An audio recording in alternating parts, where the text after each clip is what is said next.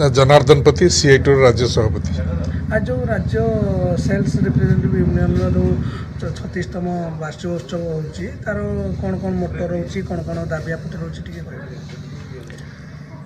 Odisha sales representative union होची CIT एक अनुबंधित संगठन एवं दीर्घ 50 वर्ष ऊर्ध 52 वर्ष है ओसरू ओडिशार सेल्स रिप्रेजेंटेटिव मानकर प्रतिनिधित्व करछि। एबे ओएसरू आगे मूल प्रश्न होची जे औषध शिल्प रे जालियाती बंद करिया। भेजाल औषध बहुत आछी, भेजाल औषध रखिबा, औषध उपर टिकस कमाइबा।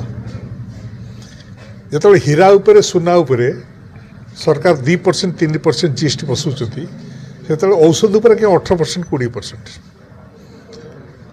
ओसरूर मूल दाबी होची जे साधारण पेसेंट माने रोगी माने जो माने औषध किणुचंती सरकार तांको उपर बेसी टिकस आदाय कर। जो माने भिन्नक्षम लोक जो माने दरकार होची तांकर जीवा आसिया पे किछि ऑपरेटर्स दरकार होची, सरकार ता उपरे टिकस बसुचंती। सरकार आदानी की बड़ लोक करूचंती। समस्त जातीय संपद केमती जीव आदानी हाथ को से मोदी सरकार उद्यम कर। बीजेपी सरकार आसला परे ओडिशार समस्त संपत्ति गंधमार्दन ठू आरंभ करी काल्टार बरसुआ पाखर माइंस की जोटा सेल थिला स्टील अथॉरिटी ऑफ इंडिया ताकू 25% में आदानी की देदेले। किंतु ओडिशा रे गरीब लोकंकर जो औषध किणुचंती तांको उपरे सरकार टिकस बसुची।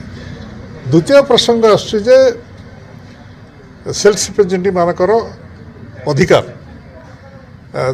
ओडिशा कहते हॉस्पिटल जापर डाक्तर को कौट देखा करेंगे। डाक्तर को जब सेल्स रिप्रेजेंटेटिव माने न बुझेले औषध उपरे डाक्तर मैंने केम जानवे। प्रत्येक कंपनी जो नुआ नुआ औषध बाहर करची से माने मेडिकल रिप्रेजेंटेटिव माने ता उपरे ट्रेनिंग नौचती। सेटा से जहाँ बुझे जाकि डाक्तर मानक डाक्तर मान ता द्वारा परिचालित हे। किंतु वर्तमान कथा होची जे तांकु से अधिकार दिया जाउ नै। एवं सबुठ बड़ कथा होची जे भारत वर्ष 2टा सेक्शन उपरे आईन रो नाही। गोटा होची कृषि श्रमिक, सबुठ बेसी संख्यार भारत वर्ष तांको पे आईन नाही कि सेल्स रिप्रेजेंटेटिव वाला पे कोनसा आईन नाही। आकु केमति हासिल हे परिबो सेति समस्त श्रमिक मानक एकजुट करा दिबो। सेटा होची आजिकार सम्मेलन मूल उद्देश्य। एवं आम आशा करूँ जे जो लड़े बर्तमान आरंभ होती ये लड़े सारा देशवासी लड़े ये देश को केमती रक्षा करेंगे, देश में गणतंत्र और सांविधानिक अधिकार केमती रही, देशर संविधान केमती सुरक्षित हम, देश में भाईचारा केमती प्रतिष्ठा हम, जोटा कि सरकार भांगे उद्यम कर श्रमिक श्रेणी देशवासी एकजुट करने उद्यम। Sanjay Sen, secretary FMREI। क्या बोलना चाहेंगे जो आज 36 कॉन्फ्रेंस हो रहा है ओडिशा सेल्स रिप्रेजेंटेटिव यूनियन के, उसके बारे में क्या बोलना चाहेंगे? क्या जो आपके यूनियन क्या कहना चाहेंगे आप? देखिए, FMREI और OSRU एक ही साथ है। FMREI का गठन हुआ 1963 में और OSRU का गठन हुआ 1973 में। तो इन 52 साल OSRU का जो है वो FMREI के साथ ही है।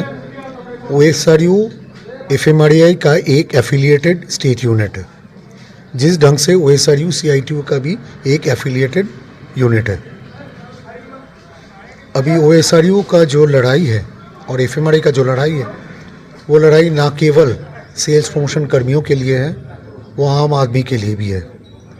एक तरफ सेल्स प्रमोशन कर्मी वर्कर्स के लिए जो लड़ाई है, उनकी मांगें, उनकी काम स्टैट्यूटरी वर्किंग कंडीशंस, उनके लिए मिनिमम वेजेस, उनके लिए 8 घंटे का काम, ये FMREI का भी मांग है, OSRU की भी मांग है।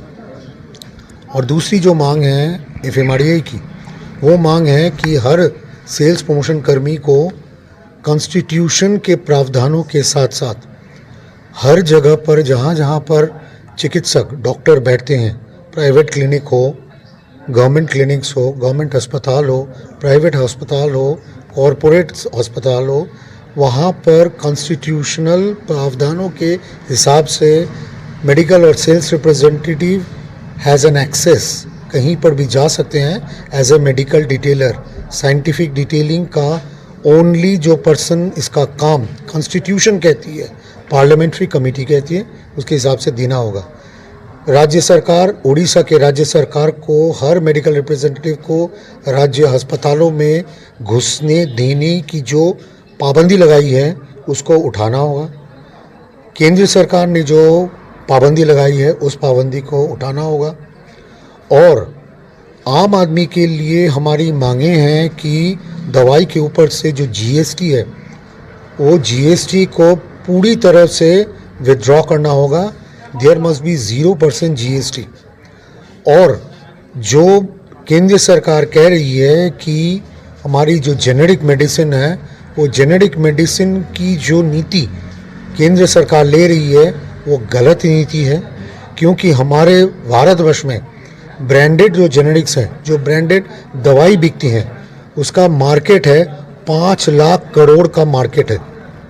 ये 5 लाख करोड़ का मार्केट पिछले 70-75 सालों से चल रही है और आने वाले दिन में भी चलेगी। अचानक से केंद्र सरकार की ये नीति गलत नीति है और ये कॉन्स्टिट्यूशन के खिलाफ है, क्योंकि इस नीति के साथ साथ अगर ये प्रावधान केंद्र सरकार दबाती है या यूनिलैटरली हमारे ऊपर इम्पोज करती है तो इस इंडस्ट्री को तो नुकसान ही होगा।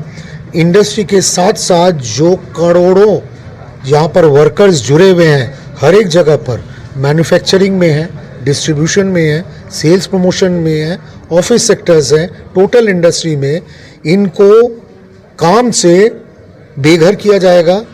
इस प्रावधानों को केंद्र सरकार को अपनी जो नीति है इस नीति को परिवर्तन करना होगा।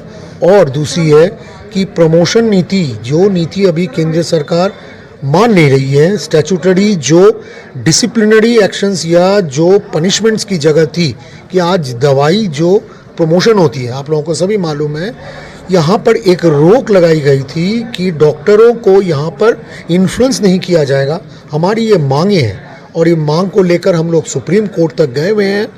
केंद्र सरकार चुपचाप है और उनको किसी भी तरीके से इसको स्टैट्यूट के हिसाब से लागू करने से केंद्र सरकार हिचक रही है।